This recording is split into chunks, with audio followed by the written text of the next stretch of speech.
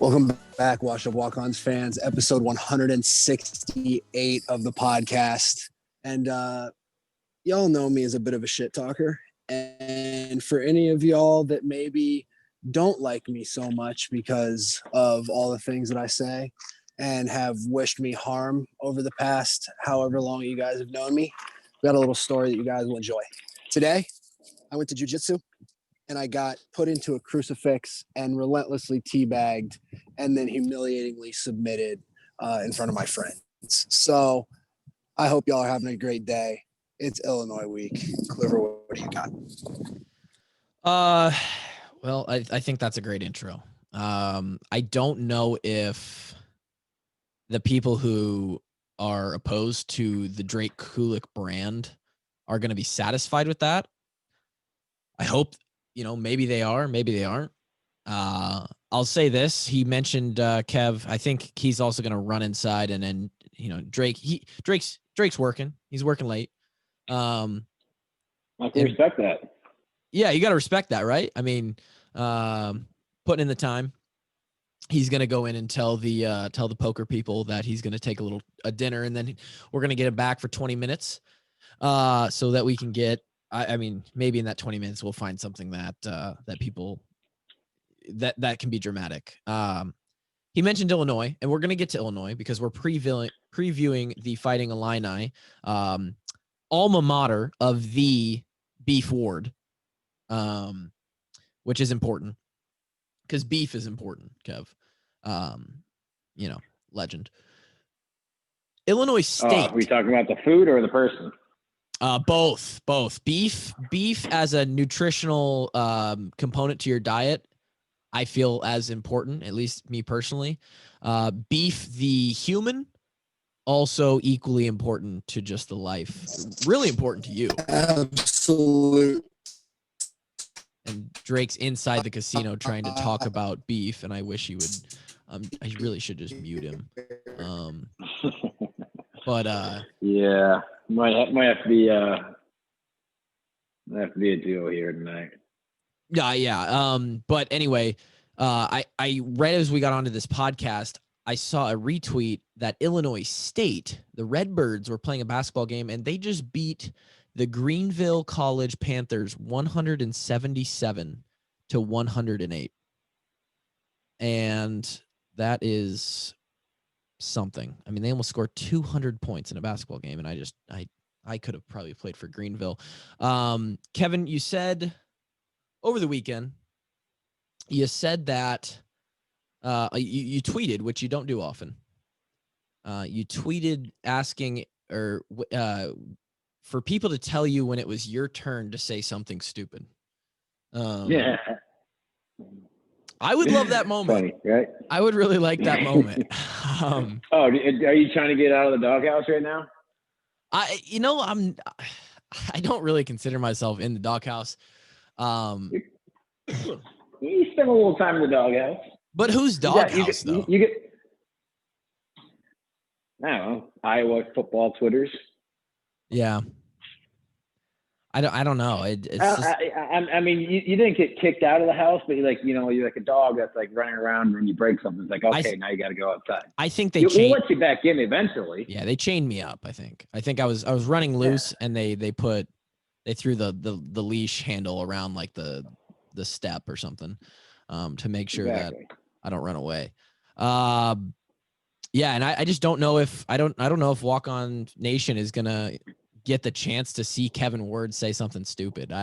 I know that you have it in you, because it's not like you don't think stuff that's stupid. You in person have heard me say some stupid stuff. I would say that's most of the conversations that happened down the hallway of 337 Benton.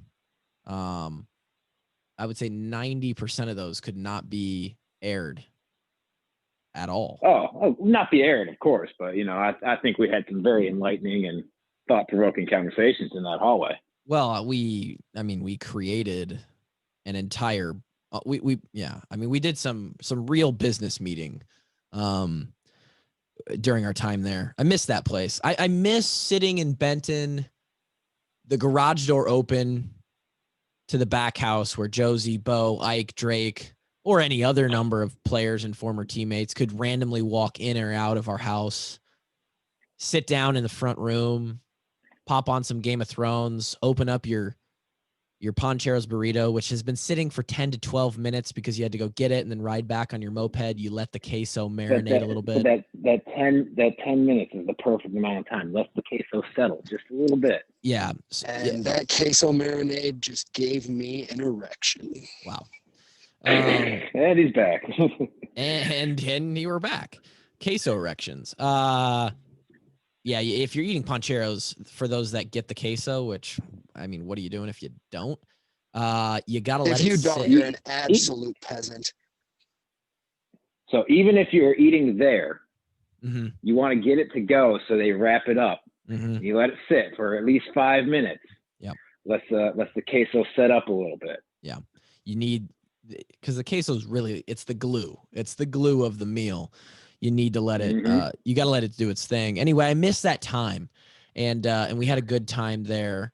We had a good time playing Illinois while we were in college. The only team that we never lost to. The only team we never lost to. Yeah, you're right. That just hit me. The only team we never lost to. And really, I guess, did we ever even come close? How good does that feel to have on your dad, Kevin? Just being like, yeah, we're 5-0 against your alma mater. Hey, Dad, your alma mater is a bunch of pussies. It's a different Illinois team. The 1983-84 team might have kicked the shit out of us, but that's all right. We don't worry about that. Yeah, it's not the Fighting Illini that Beef was a part of. I think the closest game was maybe the year we won, like 2015, I think. Was it like 20-13? No, it was like or 26. It was 20. 29-20 because we had to make 3 field goals to give us some space. I remember it. I remember it was 26-20 in the fourth quarter, and Marshall had missed an extra point earlier. I'm like sitting there, like, really wish Marshall made that extra point. Yeah. Yep. Yeah, that one was that was a nail biter, dude. I couldn't believe I was worried we were about to lose to Illinois. Well, it was just that was one. Canzeri had like 45 carries, I think. Yeah, he went off that game, and just one of the many in a series of games that year that was just like there was a way that every game was close, except for North Texas. Every game was close that year. It felt like,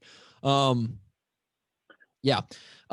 Interesting college football kind of happening events before we get on to the Illini and some questions from the fans and we wrap this one up. Did you guys see Kirk Herbstreit last night talking about Michigan and Ohio State and all that? Did not. I did not know. So I don't know all of the details, but I believe on air on the college, the selection show was last night. By the way, Iowa up to 19th in the country. Never would have dreamt it at the beginning of the year, dude. Proud of these guys and the way they've turned it around. I really got my comments shoved up my ass, which makes me really, really happy because that means the Hawks are winning. Yeah. Which was actually going to be my first question to lead off the questions. I'm going to come back to that. 19th. Crazy that Iowa State is 9th. If there was ever a year that we wanted an Iowa State-Iowa matchup, it'd be this year, and we're not going to get it. Other ranking news, Iowa basketball, 3rd in the country after a couple teams lost in the opening weeks. Let's go. I mean, they're just looking too electric to be beat because of the way their team's set up. But we'll talk about Iowa basketball at nauseum. Yeah. Later in the year. This is going to turn into a basketball podcast. It's incredible, dude. And it's going to turn into a late season Iowa's good at football right into Iowa is elite at basketball podcast. Yeah. I have a chubby. Well, we're going to go from. Let's not forget that Iowa is state of the art at wrestling. Wrestling, yeah. It's going to turn into we're going to drop football completely for like 2 or 3 months, and we're just going to be an all basketball wrestling podcast. And I'm here for it, baby. I am here for it. But football is on the menu, and Kirk Herbstreit said something about there's been speculation from the fans, right? But Kirk Herbstreit got on the selection show and said something about Michigan potentially shutting down the rest, because Don't tell me they're about to forfeit the Ohio State game. Well, that was the question. Well, it's in the books because they shut down practice or something for the facility for a couple of days. Yeah. So it's possible. I believe that Herb Street insinuated that they did it potentially to keep Ohio State out of the playoff or something like that. And then he got on and apologized. It effectively would.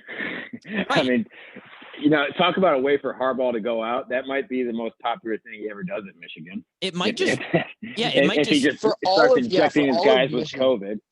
For all of Michigan Nation, they would celebrate Harbaugh. It's like him going out on his shield. He's got to die, but he's going to go out with one last heroic effort.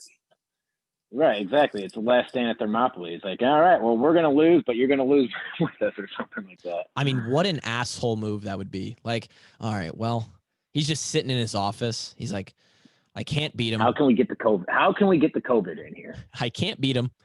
We suck. I'm probably getting fired. We're taking down the Buckeyes, baby. We're going to do it some way or other. So that would lead to a Northwestern versus Indiana Big Ten championship. Indiana without their starting quarterback. Correct. And a potential Iowa-Ohio State championship weekend. True. Speaking of which, can we all just say fuck Minnesota for not playing this weekend and effectively guaranteeing Northwestern the championship? Just one of the. I mean, there'll never be something like this. It's one of the ultimate row the boat moves, honestly. Yeah, there'll never be a year again where by not playing you secure your spot. I mean, that's incredible. Makes one. Yeah, I mean, it was a long shot, but at least I wanted to sweat it out for another month. The Hawks potentially going to Indy, Yeah, I did too. A lot of weird rules with all that's going on. This, minimum 6 to compete in the championship. I saw something today that Barry Alvarez, who is the AD at Wisconsin, but also sits on the Big Ten committee, they were talking about potentially going back in as the Big Ten and changing the rules. Right, because if Ohio State doesn't get in the Big Ten championship, then the Big Ten as a whole is fucked. Right. They can't play there's basically no way they can play in the national championship game. I saw some speculation out there, actually. John Miller or maybe not John Miller. I think it was actually an Iowa State guy that does radio in Des Moines. He was talking about how, do we actually even know that Ohio State is a top 4 team? They have like 3 wins over teams that have 1 or 2 wins. And they beat Indiana by 7 points, who, yes, Indiana was ranked high as well. But in this weird year, the round robin kind of, he beat them, they beat them. It's a weird, like, right. Yeah. Like who's Indiana's marquee win? Right. Honestly, it's Penn State earlier in the year. Have they beaten a team with a winning record? I don't know. Because the East is so bad. Yeah. And so it's hard to say. So taking a whole nother game away, being the championship especially, is would be real tough for the Buckeyes. Right. It's a lot harder to determine who's actually good when you only play 7 games, for sure. 100%. Let's go back into some one Hawkeye question related to, just for you guys. Drake, you mentioned how the boys have turned it around. I mean, big time. 0-2, and maybe after that Northwestern loss, I as a program, if there was like a big ladder, I don't know if the program has been on a lower rung of the ladder in a long time. I agree. I absolutely agree. Maybe the 4-8 season in 2012. I don't know. I mean, the end of 2014 was pretty rough. I mean, we still won 7 games that year, though. It was rough for us, but 5. It wasn't. We lost like 5 of the last 6, though. I think it was a bad ending. But it wasn't 0-2 coming off of program destruction. Yeah. Sure. I mean, they were close losses. After 2 games, Sunday, as we go into that 3rd week versus Michigan State, what do you think the odds were? And then also, I'd love to hear your guys' thoughts on why and how it's turned around. I know we've talked about the schedule not being super tough, but regardless of the opponent, it's hard to turn around and go 4 straight after where we were at. I mean, just what are the chances that we start 0-2 and now go 4-0? It just seems so crazy and really polar to me. And we talk about there's no quantum leap, right? I think that was in the slight edge. It's almost like the Hawks made a quantum leap week 2 to 3, and they just haven't looked back.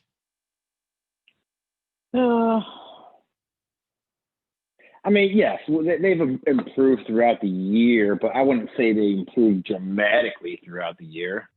I think the defense has been pretty consistent all year long. I think they have a better feel for who they are at offense. And then, like you said, the schedule.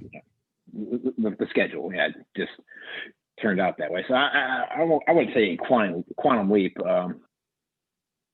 But yeah, I mean, defense playing consistent, like shocker, Iowa defense playing consistent. Phil Parker, who could have guessed that one? It is crazy. It's crazy. The offense getting a better feel for itself too. Yeah, man, I agree with exactly. I think the fans want more, but I think that's really all it is. Yeah, I agree with exactly what Kevin said. We found our identity. You want to look back at that first game? Go ahead, bud. Sorry, I was going to say, if you want to look back at the first game, how did we lose that game? It was penalties. We had 100 yards of penalties. Yeah. How did you lose the second game? I think that was more of an identity issue. We threw the ball 50 times with a 17-point lead. God damn, you're right. We did. I don't know why we did that. Should the Hawks be undefeated right now? Yeah, probably. Probably. Whatever. Probably. Here's what I will say. If the Hawks go play Purdue or Northwestern right now, they're favored. Purdue, yes. Northwestern, I don't know. They had a rough game versus Michigan State. That's still a good ball team. It's going to be a close. I think spread, maybe a pick 'em, but yeah. Damn, it's that what if game. So yeah, we're looking at Illinois, the Fighting Illini, and you're looking at a team that is not great, I don't think. They dismantled Nebraska, which was fun to watch from a I don't like Nebraska standpoint, but they still sit 6th out of 7 in the Big Ten West at 2-3. They have wins over Nebraska and Rutgers, I believe. And statistically, let me pull it up. They are the 12th best offense in the Big Ten. And they are the 8th best defense in the Big Ten. So they're giving up 32 points a game. They're scoring. What are they giving up on the ground? Rushing defense, they are giving up 100, just under 200 yards a game. They are about to get destroyed. Well, we said the same about Nebraska, and we did. And we didn't play very clean, though. We gave up way too many plays that absolutely shouldn't have happened. Kevin, you got something to say, Kev? I mean, I was just going to say, Illinois is better than people think they are. I think they played some teams pretty tough. Even at that opening game of the year, I thought they actually played a lot better than the score showed. I think they lost 42-7 to Wisconsin, something like that. Yeah. Yep. But I mean, if you look at the film, like they got guys they got some decent players. So yeah, I agree. I think it's like a 14-point spread. I'm not really going to touch that one this week. Yeah, but you also have to factor in the fact that they were out with COVID this past week. So I don't know what their on the field situation's been. Have they been able to get practices in? Have they been able to get meetings in? So I'm quite confident. On the flip side, fresh legs. They haven't played legs. Oh, a W? Yes. Yeah, I expect the Hawks to win. Absolutely. Do you expect them to win by 2 touchdowns, though? That's where the spread's at. That's a lot. Yeah, I mean, as a bettor, maybe not. But, man, looking at the numbers, them giving up just under 200 yards, us having great success on the ground, especially late in games. We're just wearing teams down. And we're just really hoping for Spencer to get more accurate. If Spencer gets more accurate, I don't really see them getting us off the field very often, and that equates to a lot of points for us. Yeah. I think I think we're going to manage the clock really well in this game. I just we're going to run the ball. We're going to be able to control the line of scrimmage. I think this is going to feel like a good, solid game. That's the feeling I get. Let's go into some rapid fire questions here. I think we all think the Hawks are going to win. I don't know if I have not previewed these questions. So the first one, Kev, is the in the car with the turning signal on segment going to be a consistent thing from here on out? Depends. Do we want it to be? Should I start describing where I'm going in my car? Kevin in the car, baby. Drive-through or something. Kevin in the car. Start a segment. That would be funny. People actually enjoyed that. They said that was maybe the hardest they laughed in the entire podcast. Next question. Which Big Ten coaches, if any, do you think get axed this year? I don't think anybody gets axed. I think the COVID pass. Anybody. Yeah, I don't think Harbaugh. I don't. Well, okay, shit. If Harbaugh, we talked about it last week. I think Scott Frost has at least another year. Yep, and Franklin. James Franklin. Yeah, I mean, you know, he's had a good team multiple years for his tenure, and you know, COVID year, weird years, got some of his best players out this year. He gets a pass. Who else would you think? I mean, Lovie Smith. He's not going anywhere. They signed him to an extension, I think, a year or two ago. Yeah, they did. And I think the only three are Michigan, Penn State, and Nebraska, which is crazy to say if you just look at the teams at face value. I think if you think about it, you know, Harbaugh is the one who's got the hottest seat. Yep. And I'd be shocked if anybody else loses their job. I would. I mean, you look at Rutgers; they got Schiano back there. He's doing a good job, I think. You know, Pat Fitzgerald literally will never get fired from Northwestern. No, he'll die there. PJ Fleck's going to live off his 10-win season for at least another 2 years. At least. You heading back in, Drake? Yeah, I was trying to unmute my mic there. Sorry, boys. I am headed back in to the Sin Palace. All right. I'll send you guys my picks. Yeah, send us the picks. And we'll jam it. Yeah, and jam it. Just go all in. All right. This next one is funny. How can you guys play nice with Rob Howe? He came after not one but two of you. He only did that because you are his biggest competitors and his wokeness, of course. We can have Rob on the show. We've had a lot of requests. Wait, Rob came after you? He didn't come after me. He okay, well, there is some speculation that you probably didn't see it because I don't even see it usually. The player media yesterday, like Tuesday media. I do not know for sure. The speculation was that it was Rob. Somebody asked Amir about my tweet in the media. Of course. First of all, this is really not me being like egocentric or something. Like I understand that, we have the podcast and we have built a little bit of a name for ourselves. I am out kicking the coverage of being a washed up fat snapper, all the names that you guys called me on Twitter and the message boards. I've outkicked that coverage of the amount of relevance that we have.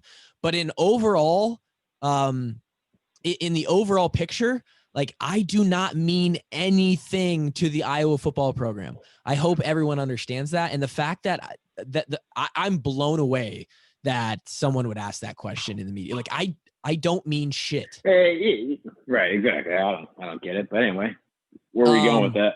So a bunch of people, including a couple teammates of ours, have asked if we're gonna have Rob on the show. And you know what? And you know what? It probably would be an entertaining podcast. I bet we would get a lot of ears on it. I always value differing viewpoints. I do too, and I'm very civil. Like if you ask Kevin or Drake, any of you listeners, if you ever met me, or if you guys ask Kevin or Drake, who's the most non-confrontational person? I mean, maybe not that they know, but out of the three of us, I literally don't get upset. I never really I just don't like. And no, you're a sociopath. You have like no emotions. Maybe another podcast. We can pick that apart. Nice little breadcrumb drop. You just sent one in there. I do not think that. I think that Drake might get confrontational on a podcast with Rob Howe. I think that there's Absolutely. I think that there's a really good chance of that happening. And he's still on the call right now, looking us in the face. Oh, for anyone who's watching the YouTube, or go back and watch the YouTube version of this. I think it would get confrontational between them. Because as you guys know, Drake just truly doesn't care. I care enough, and I'm really just not hostile enough to create a large argument, like shouting match. I don't even know what we would ask the guy. Like, he is who he is, and we are who we are, and that clashes a little bit. And he has taken a absolute mountain of shit, starting with the stuff this summer and how he reported on that, and kind of just recently. I stay away from it. Anyway, he asked, and then he tweeted out the video of Amir's response and didn't say anything. Like he said, Amir was answers a question about being called out by a former Hawkeye football player, but didn't say my name or like tag me or anything. Like people didn't know who he was talking about. So, I got into some extra Twitter drama about that. Gotta love it, man. I would not. Gotta be careful what you tweet, man. It doesn't go away. I'm completely okay with that, even though I deleted the tweet. That was more to just stop the drama. I could not care less that people know I tweeted it. I think it's a good lesson learned. But for those sitting at home, I wouldn't be on the edge of your seat waiting for that Robbie Howe episode to come out. Oh boy. What's next? Is Champaign the most miserable campus, and Memorial Stadium top 2 worst in the Big Ten? I can't say Purdue's worse. Purdue's campus was much worse than Champaign's. Obviously, as you mentioned earlier, my dad went to Illinois, played there, and so we always went to games as we were kids. The campus actually isn't terrible. I've never been. The campus is actually kind of nice. The stadium was kind of nice. They redid it and put in it's just not huge, No, it's not. It used to be a lot bigger, but they redid it because it was half empty. So they took out a bunch of seating and put in press boxes or what do you call them, box seats to make it look less empty. But right. I mean, it would be a decent stadium if it got filled up.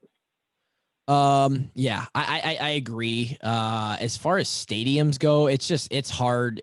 I mean, what do they call that? Ross Aid Stadium has a pretty good headlock on being the least desirable place to play. And West Lafayette honestly feels like Marshalltown, like when you drive through it. So, yeah, it kind of does. Yeah. Next question, Luke says, this has trap game written all over it, in my opinion. With the way Petrus has been performing, I struggle to think the Hawks will cover the spread. Can they cover against a shitty Illinois team? Also, as former players, did you guys ever put your effort in? This is funny. Did you guys ever put your effort to covering the spread playing? One, I think we agree that it's going to be a tough game for the Hawks to cover the spread. The Hawks I was just about to say the Hawks aren't blowing anybody away this year with their offense, but we actually have 3 games. I don't know. I see it's sitting at 13.5 right now. And that's a juicy number if you want to take the Hawks. Man. I don't know. I think it'll be up to the defense. I think we still score 24 to, I guess there is no ceiling on how many points we can score. Yeah. Illinois being a run first offense though favors Iowa. We're usually pretty good at shutting down the run. So, man, I don't know. I think the Hawks win. I think I think it'll never be in doubt, but I don't know if we'll ever run away with it. I agree. You know? Kev, we played in too many Iowa football games and to know that there are more than not decided by a score or less. And I will never, unless it's like, you know, McNeese State. I'm not betting on the Hawks to cover a spread that's big like that. Did the Throwing some absolute shade at Coach Davis's alma mater. Oh, is that where is he from McNeese State? Yeah, I'm pretty sure he was a quarterback at McNeese State back in like the 50s or something. And he just tossed that thing around, or he just handed it off? I have no fucking idea. I just remember, like, didn't you read the programs before? Like, I read the program before every single game, all 5 years. Yeah, 13 games a year, and they give like the background and the facts. coach's bios never change, so right. I just fucking know that. Yeah. Kev, this is a good one for you. How do the coaches approach the coin toss and the decision to defer or receive? Does it vary game to game? Is it completely up to the game captains? Small detail of the game, but one I've been curious about. Good question. So KF always tells the captains what he wants to do. If you win, take it, kick it, whatever. If we lose, we want to defend whatever end zone he wants to that day. And, you know, I've never really asked for his rationale. I honestly think it's just kind of, you know, how he's feeling that day. I do too. If he feels like the offense can maybe get things going against their defense, then, you know, he'll take the ball, which, you know, is less common for most teams to take the ball. They usually defer. Mm-hmm. But you'll say, you know what, I think we can get this run game going early. We're going to go ahead and take the ball, and hopefully we drive one down and score opening drive. It's honestly a great way to start the game. Otherwise, if he feels like it's going to be a defensive struggle and that, you know, we're going to need to get the defense to kind of get us through this one, I think he'll put it on their shoulders first. That's just my thoughts. I've never asked him about it. Yeah. I also know that occasionally when it was really bad, he would also take the wind into account when we were choosing a side to kick to. Oh, speaking of which, Illinois this week, do you remember 2016? We kicked off both halves. Dude, not good. It worked out great. So there were two games. Go ahead. Yeah, I think we're winning like 14-0 at half, maybe. And it was super windy that day. Incredibly. They couldn't do shit on offense. We kicked it off. They go 3 and out, and I think they punt it. And I think that was Riley McCarrigan's punt return for a touchdown. Yep, so it worked out great. It was incredible. There were two games. Another side note to the side note. There were two games in my career. Some of you saw and heard on the podcast that I clapped back at that one guy about not being a starter. I played in 53 games. There were two games in that 53. Maryland in 2014 and that Illinois game in 2016, where I did not know. I did not have 100% control of what was happening with the punt snap. I did not know where it was going to go.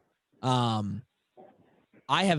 lined up in the Illinois pregame, and I remember having to snap it about 7 yards, depending on if the wind was blowing at the moment, which it was most of the time. I was snapping it 6 to 7 yards outside of the punter's hip so that the ball would get pushed back into the punter.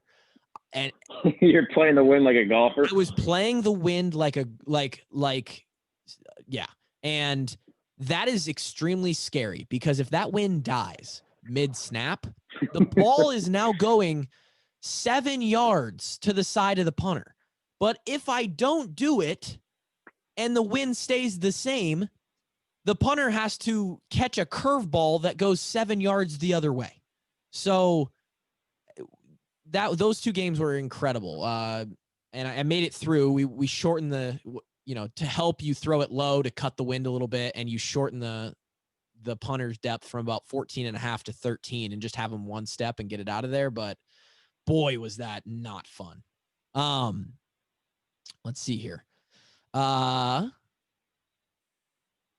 Need to know the team's need to know the team's feeling with regard to the quarterback situation in 2014. Was that Rudock and Beathard? I mean, I think everyone had kind of the same general feeling. It was the fact that, Rudock was okay, and CJ was a really talented guy that showed in practice that he could probably compete for the job. And I think the fans and the players probably felt the same. To be honest, and Kevin, you can speak on it yourself, but most of the players don't concern themselves too much with like who's the starter. They just have too much to worry about themselves. Yeah, sure. I'm sure some of the offensive players felt a little more strongly about it than either of us. Yeah, but, true. I was a second-year player playing defense. I'm like, okay, he's playing. He's probably the best choice. I don't know. Yeah. What the fuck do I know? I don't know. Yeah. I don't know shit about shit. Okay. And if we got a fucking second-year long snapper or some guy that, he hurts his ankles every fucking camp, trying to tell me who we should start at quarterback, okay? I mean, are Kluver and fucking Ward okay with what I'm wearing to practice? Okay, I don't know. You ask them. All right, am I the fucking head coach or not? Huh? Yeah. Oh fuck me. I did hurt my ankles a lot.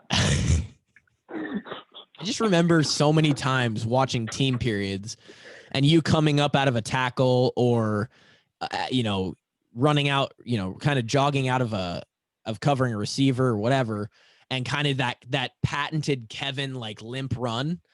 Oh man, I saw it too many times. It's like a PTSD trigger for me. Oh geez, yeah, skinny ankles, man, skinny ankles. What are you gonna do? Tough ankles game.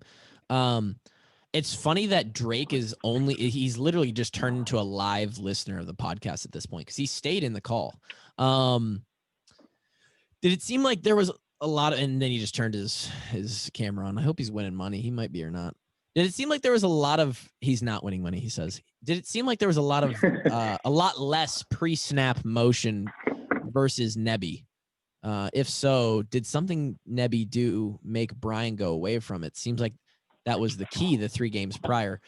I don't know if it was the key. Again, I'm going to be honest. I don't think I've watched closely enough to give an accurate assessment of that.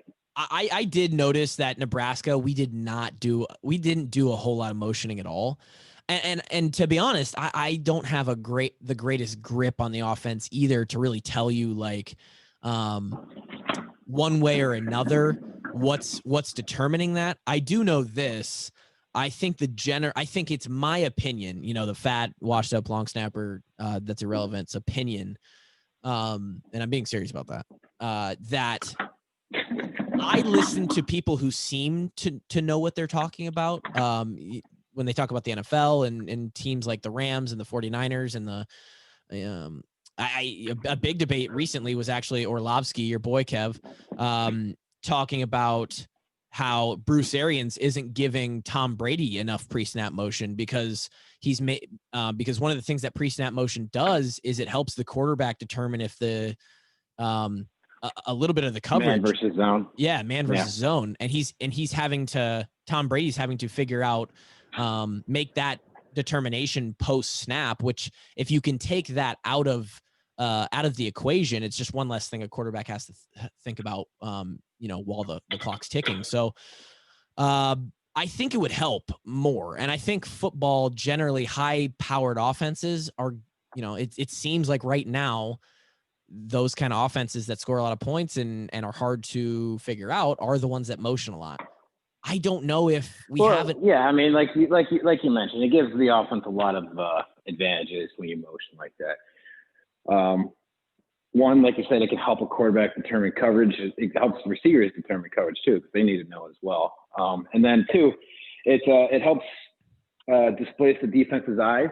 Mm-hmm. So I mean, it can sometimes get you off your keys, and 2, it makes the defense adjust on the fly, which if they don't get everything communicated properly, then, someone misses an assignment or is in the wrong gap, then, well, that's a problem. So, I don't know about this part of it either, but I have to imagine that, a lot of those offenses in the NFL that are using pre-snap motion are they're just more. I think it's my guess that they're more complex. Yeah, I mean, you think about the Rams, you think about the 49ers and those type of offensive schemes. Yeah, they have the ability. There's also, you can think about, Wisconsin doesn't do as much anymore, but they were back when we played, they were like the most notorious ones for like, whatever you see them line up in, that ain't going to be the information you're playing against that play. Mm-hmm. For sure.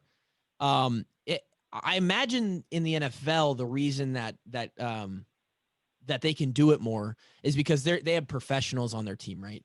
Playing football is their job. So these offenses, these plays, there's a little bit more inventiveness and crossover, right? So you can have a play. For example, they might have calls or a structure in place where any play in the playbook could have a motion added onto it. And wherever a receiver ends up, whether they do motion or they do not motion, depending on what formation they end up in, it changes the route tree mid-play, literally as he's motioning. Okay, now as I'm crossing over to the other side of the field, now I'm running a different route, which meshes with a guy on that side and leaves the other guy on the other side. I don't know if a college offense and the receivers that we have, I don't know if the scheme is that deep for us. I could be completely wrong. I don't know what the hell I'm talking about. It just feels like there's a lot more kind of impromptu, kind of make it what it is and just go on the fly in the NFL, where they have an answer to whatever they do on offense. So I don't know. I don't, on when I play Madden, I run like the out routes and the slant routes, and those usually work. And occasionally you got to throw in a Hail Mary. And if you're playing 06 with Vince Young, then you run the option and you just run it with Vince Young. But that's not how it works in real life. Finally, absolute cheat code. Before we get to the games, which I haven't even looked at games, so I'm going to just pick on the fly. That'll go good. Any movement on you guys calling the toolbox game? I don't even know if there's going to be a toolbox game this year. I sure hope there is. I would say after me, calling out one of the players on Twitter, they probably don't want to bring me into the complex. So at this point, I might as well just start fucking calling everybody out. Just, who's next? I don't know. Get someone to talk shit on in the team. We have not heard anything about that, and I don't think it's going to happen. Maybe someday. Did anyone actually ask them if we could? I don't think so, and I'm definitely not going to fucking do it now. So, let's just roll it in here, Kevin, to our favorite segment. Win, win, win, no matter what.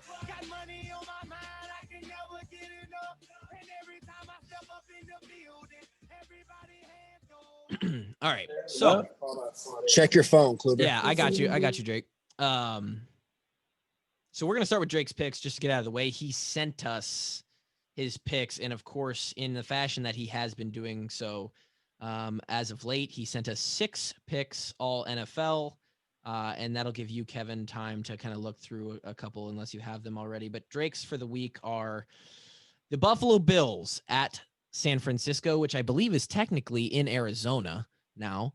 Buffalo Bills -1.5. He's taken the Bills. We are going to go to Las Vegas, and they're playing the Jets, and we're running that fade New York strategy. New York City sucks. We're taking the Las Vegas -7.5. I love that play, actually. New Orleans, Taysom Hill actually can play quarterback. He's taking New Orleans over Atlanta, who somehow just absolutely pounded. Who did they play? They beat the Raiders. They beat the Raiders by like 180 points, just out of nowhere. Made no sense. He's taken the Saints -2.5 against the Atlanta Falcons. He is taking the Cardinals +3 against the Rams. He's taking the Seattle Seahawks -10 against the Giants. And he's taking Green. Fade the city of New York. Yep, fade New York City. And the Green Bay Packers -8.5 against Philly. Those are Drake's picks. Kevin, if you want to hit us with your picks and analysis, you can go for it. And I'll try and find a few. Boys, before Kevin goes, I actually want to completely take away that New Orleans pick because I don't actually like it. Don't bet that one, boys. Okay. We're taking away the Saints pick -2.5 against Atlanta. Yeah. That's it. It's probably a safe play. It seems like a wonky game with that. That was the weirdest game by the Falcons I've ever seen.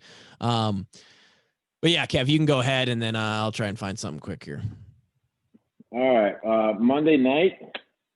I like the Washington football team +9.5 versus Steelers. Give me at 10 if you can. And the Steelers, they're 11-0, but playing some close games. Yeah, I mean, they just played today in a very unimpressive game against a Ravens team that had to call the team plumber up to play offensive line this week. And they only won that game by 5 points. So I mean, Washington's actually at 4-7. They're in the NFC East, but they got a decent defense. I think they can hang close in that game. NCAA wise, man, I gotta do it. Purdue -2, give it to me. Yeah. Purdue's kind of had Nebraska's numbers for a while now, so I'm gonna take Purdue. They're at home this week. Nebraska played better last week. Who knows if they'll improve on it? But I don't like that pick either. Purdue just lost for. No, dude, I'm jumping all over that pick. I'm with you. You're gonna jump on that pick? All right. You take that pick. I'll pick something else. Okay. I love Purdue -2. I think on another place it opened at -1. It's actually moved Purdue's way a little bit. I'm jumping all over Purdue -2. I think that is a lock. I think Nebraska. I just don't like Nebraska, and that's where we're going with it. Purdue -2. All right. My other college pick for the week is going to be the Cyclones. They're number 9 in the country. I saw that pick. They are good. You taking the spread? I am taking the spread. I'm going to take Iowa State -6.5 is where I currently see it. All right, you take the spread. I'll take the under at 50. I like that. I think they're going to handle West Virginia. Yeah, but West Virginia's got a solid defense in the Big 12. They do. Only allowing 18 points a game. So I'm going to take the under in that game. Yeah, I think they're going to allow a little bit more. I think this might be a 24-14 game. But I think the Cyclones cover. I think they're confident. They're the best team, Iowa State team maybe ever. I don't know if that's true or not. I mean, show me a better one. I don't know. They gotta be right. And at least ranking wise, I don't think they've ever been ranked this high. And they're playing confident, and they do seem to be a team that generally, I like Matt Campbell as a coach. Like Brady tweeted about it, and I think that I have always liked Matt Campbell too. I think he's a phenomenal coach. Seems like a guy that I would want to play for way more so than Paul Rhodes or Gene Chizik or Dan McCartney. I would have loved to play for. He was a good coach for Iowa State. Dan McCartney was a cool dude. Yeah. He actually came and talked to us one time. Yeah. I mean, him and Coach Ferentz go way back. Yeah. Remember the Hayden Fry team? Yeah. But that's my other pick. Iowa State -6, Purdue -2. Did you find any others you like? Yeah. I actually, we're going to go with the Scarlet Knights, man. +10 at home versus Penn State. Yeah, I like it. I think they were getting 11 last week versus Purdue, an outright win. So I'll take the Scarlet Knights, man. Shiano's got them playing a lot better football. Okay. All right. So yeah, give me that one plus 10. I got the under in that game. No, what's that? 3 picks a week. We'll make it 4. Let me go find another NFL game. We'll go 2 and 2. Okay. I am gonna give you my picks. I think that the Raiders just got embarrassed after almost beating the Chiefs for a set. I mean, just how weird is that? They are the only team to beat the Chiefs this year. They go in and make it close again, and then they come out and get stomped by the Falcons, who are a dog shit team. I think they're going to bounce back. I actually think I'm with Drake on this one. I think they murder the Jets at -8, -7.5, whatever it is, wherever you get it. My other pick in the NFL is going to be, I think it's going to be Jacksonville plus 10 against the Vikings. The Vikings are a weird team as well. They've killed spreads. They've also flopped when they've been favored and not covered. 10 is a lot of points in the NFL, especially for a Minnesota team that's like 500 this year. And Jacksonville has been they'll randomly win a game here and there that they're not supposed to or be close. I mean, they randomly won the first game of the year. They haven't won since, buddy. Do they only have one win? Yeah, they're 1-10 right now. Yeah. Okay. Well, I feel like I've bet against them a couple times and they've covered against me. So now I'm going to bet with them. And you know what? They're going to not cover. So actually, you know what? I'm going Vikings -10. We just changed the pick. This is how it works. Vikings -10, -20, actually. Fuck the Jaguars. Those are my picks for the week. I don't care. All right. So Kluber is taking the alternate spread at -20. Hopefully it pays out better. It should. Otherwise, that's not a great lay on my part. But cap us off with another NFL. Man. Set this thing up. Man, I don't really like any of these It's too much. tough, dude. The NFL is tough. So, I mean, the one that stands out to me is Lions +3 because the Bears are just coming apart at the seams. I mean, what are the Chicago But part of me thinks that, like, who knows something I don't know, because I feel like the Lions should be favored by at least a couple points here. I know, and I think the Lions are the better football team. There's no doubt about that. Losing their head coach, not great. Yeah, that's probably what that's probably why it's Bears -3 right now, just because of the uncertainty. Man, but you know what? I agree, and I think did you watch the Bears game that they put against the Packers? The Bears are horrible. The Bears are a MAC team.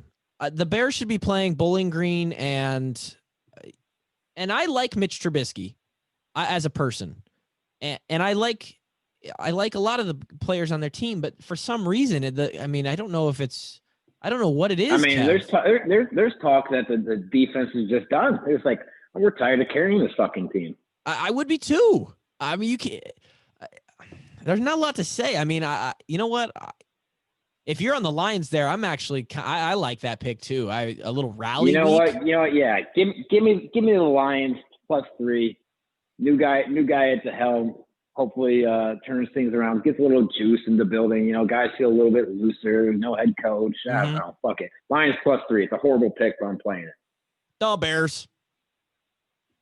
The Bears. That's it. That's all we got. By less than 3. Yeah, here we go. That's all we got. That's our week. Thank you guys for asking questions. Some of them were, talking about the same stuff. We could answer them forever, but to be honest, every time we get to one of these podcasts, the end of it, it's like, oh, well, I'm kind of messing with messing with some free time here because my wife is just sitting there like, hey, cool. He does a podcast and he keeps talking. He's still talking. Is he almost done? Still not spending time with me. Still not giving me attention. I go to work all day and he sits at home on the computer and I don't even know if he does anything. And then I come home and he's on a podcast. Okay. All right. So I might get murdered. Who knows? That's it. All right. Iowa versus Illinois. Hawks by 1 million. screw the Bears, and probably we bet responsibly and probably pick against everything I said. And that's it. We'll talk at you next time. Peace.